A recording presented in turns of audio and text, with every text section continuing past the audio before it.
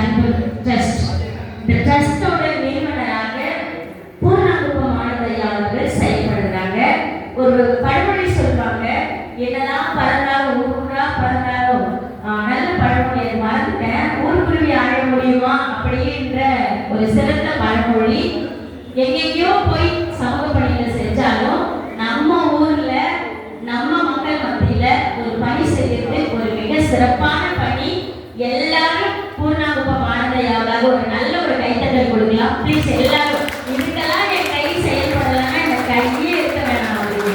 ஏன்னா நம்ம வீட்டு குழந்தைய நம்ம தான் பாராட்டணும், அப்பதான் மற்றவங்க பாராட்டுவாங்க.